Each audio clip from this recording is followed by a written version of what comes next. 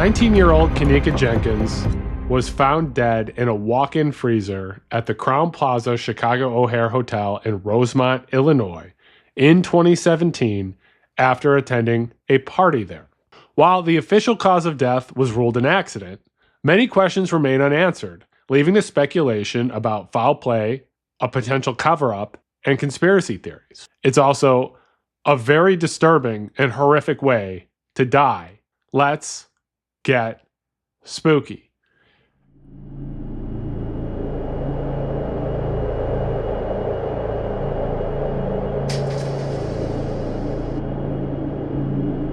Hey, spooky people. It's your best friend Kenny here, and we have another spooky, disturbing story today. But before we get into it, let's make sure that you are subscribed to my channel, The Spooky Lawyer. Let's make sure that you like and share this video. Just text some random person in your phone that you don't even know why they're in your phone. You know, that person who's in your contacts that you can't even remember who they are. Just text them a link to my video and see what they say. And let me know what happens in the comments. Seems like that'd be a good story. Kenneka Jenkins was attending a party at the Crowne Plaza Chicago O'Hare Hotel in Rosemont, Illinois. To understand the full sequence of events leading to Kenneka's death, we need to look at the timeline.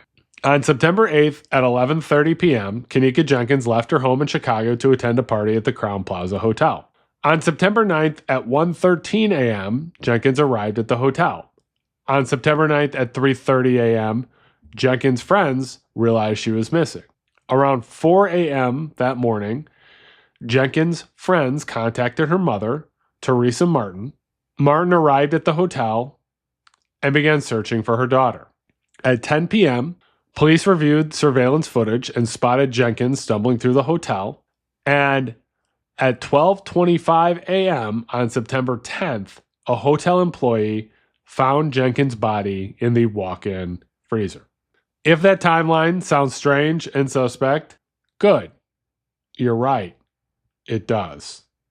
Kenneka Jenkins attended a party with friends in room 926 of the Crowne Plaza Hotel. The room was booked with a fraudulent credit card. During the party, witnesses confirmed seeing Jenkins consume alcohol, but no one has reported seeing her use any drugs. However, some individuals at the party have noted that Jenkins was not acting like herself and was appearing to be sad and withdrawn at the time. Around 3:30 a.m., Jenkins' friends realized she was missing. They had left her in a hallway while they searched for her cell phone and keys, and when they returned, she was gone. Initially, they weren't concerned. They assumed she had left with someone else. However, as time passed, they couldn't reach her. They contacted Jenkins' mother around 4 a.m. Jenkins' mother, Teresa Martin, immediately went to the hotel and began searching for her daughter, knocking on guest doors and urging the hotel staff to check surveillance footage. The hotel staff initially only checked footage of the hallways and exits, delaying the thorough review of footage from the hallways and the kitchen area. This delayed response would become a central point of contention in the case. Why they didn't look at all of the surveillance footage and was only looking at the hallways and exits, or the entrances and exits to the hotel. First of all, who knows why they wouldn't look at all the surveillance footage, especially if they were trying to find her. You know, it's great to know whether or not she left or not, but after they realized that she hadn't left, then they probably should have looked at some more surveillance footage to figure out where she went in the hotel. But they didn't do that. That would become a central issue in the lawsuit that would come out here. And also a question would become, you know, whether they actually looked at all the surveillance footage, whether that would have saved her life.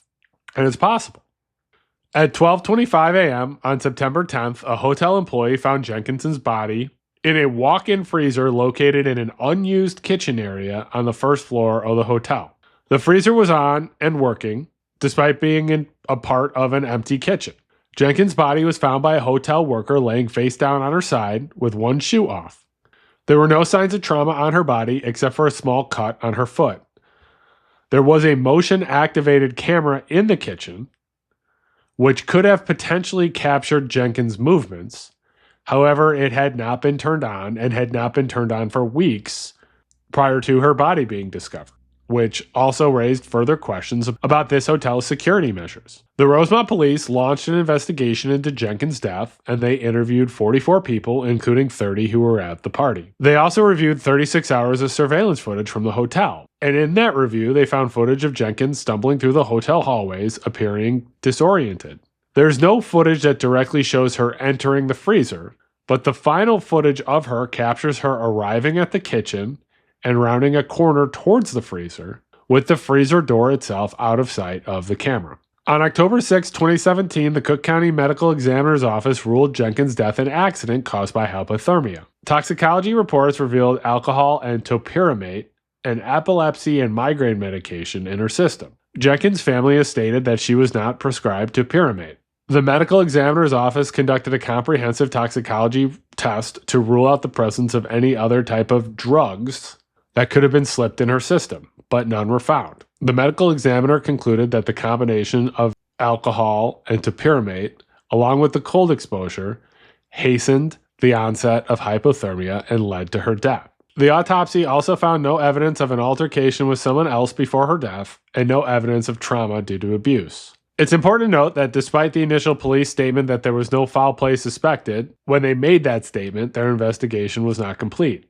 They continued to investigate leads and analyze evidence, including cell phone data and surveillance footage. Some of police questioning was based on tips and theories circulating on social media, including a theory that Jenkins was killed for $200 by a gang. This highlights the influence of social media on investigations, and specifically false information on social media and investigations, and the challenges of conducting investigations in the age of online speculation. The death of Kenneka Jenkins has drawn comparison to other cases of mysterious deaths in hotels, such as the death of Eliza Lamb in 2013. You'll recall the Eliza Lamb case, where Lamb, a Canadian college student, was found dead in a water tank atop a Los Angeles hotel after exhibiting strange behavior captured on hotel surveillance cameras.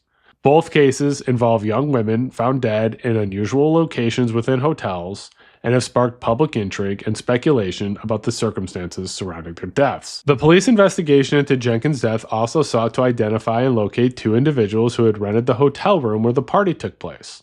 However, the police have never released the names of those individuals, only stating that the card that was used was a fraudulent credit card. The police have frequently said that this was an accidental death and that no theories of foul play have been substantiated by their investigation. There have been numerous theories of foul play, however, that have been fueled by social media speculation and the lack of video footage showing Jenkins entering the freezer. The intensity of this speculation has led to some of Jenkins' friends receiving death threats after the incident. There are some very prominent theories. Some of the theories speculating about her death include one theory that should suggest that Jenkins may have accidentally locked herself in the freezer. The freezer door had a mechanism to open from the inside, but it's possible that she was too disoriented to figure it out. The theory also aligns with the medical examination's findings that the alcohol and topiramate that were present in her system potentially impaired her judgment and coordination. There are several theories implicating Jenkins' friends or other individuals at the party and her death. Social media users scrutinize a Facebook Live video taken at the party, searching for clues or suspicious behavior. However, the police investigation has found no evidence to support these claims. A more extreme theory suggests that Jenkins was a victim of an organ harvesting ring, and the freezer was used to preserve her organs. However, there is no evidence to support this claim, and the medical examiner's report did not indicate any organ removal. And while these theories may seem plausible to some, they're not supported by any actual evidence. None of these theories are supported by any actual evidence. And they've been mostly fueled by social media, speculation, and spreading false rumors on social media. In 2018, Jenkins' mother filed a $50 million lawsuit against the hotel, the security company, and a restaurant at the hotel, alleging negligence in securing the freezer and conducting a proper search for Jenkins. The lawsuit claimed that if hotel staff had monitored security cameras properly, they could have seen Jenkins wandering the hotel and potentially prevented her death. The key takeaway from this case was whether Kenneka's life could have been saved if the surveillance video system had been checked in the early hours after Jenkins' family first appealed to the hotel staff seeking help. In December 2023, the lawsuit settled for $10 million. The settlement included $3.7 million for Jenkins' mother, $1.2 million and $1.5 million for other family members, $3.5 million for attorney's fees, and $6,000 for her funeral costs. While settlement does not determine guilt, it does indicate that the defendants felt that they bared some responsibility for failing to ensure the safety and the security of their guests. And that amount of settlement tells you that they felt that there was problems with this case. You aren't settling a case for 8 figures in a case that you believe is defensible. So while the hotel and the other defendants might not explicitly admit guilt, the $10 million settlement speaks for itself. Despite the official investigation and the settlement of the lawsuit, there are unanswered questions about the death of Kenneka Jenkins. Why was the freezer in the unused kitchen turned on? Why didn't hotel staff thoroughly review the security footage when Jenkins was first reported missing? How did Jenkins end up going into the freezer? And why couldn't she get out? These types of unanswered questions fuel speculation and doubt, fuel rumors on social media, and leave others to believe that there is more to the story than the official narrative. Kenneka Jenkins' case brings to light a broader issue, and that's the disproportionate rate at which Black people, particularly young Black women, go missing in the U.S. each year, and the lack of urgency that their cases receive from authorities. This case sparks discussions about racial bias in missing person cases and the need for greater awarenesses and resources to address this issue. The death of Kenneka Jenkins is a tragic and perplexing case. And while it may have been an accident, it is a tragic accident. And there are still ways that Kenneka Jenkins could have possibly been saved if more people at the hotel had taken this case seriously. It's impossible to listen to this case without thinking that Kenneka Jenkins' death could have been prevented. And the lingering questions about this case certainly bring to mind ideas of culpability of other people involved in her death.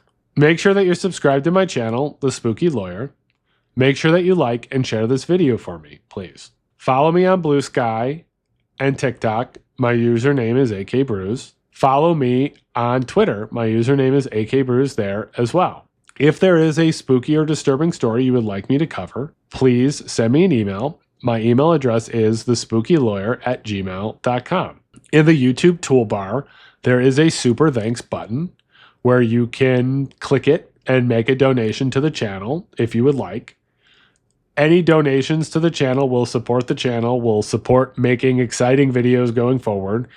Any money that this channel makes will obviously go back into the channel. I appreciate you supporting me by watching my videos and sharing my videos, and that helps me a lot. I am humbled by the fact that you guys pay attention to me and watch these videos. I appreciate it a lot. And I also ask that you stay spooky.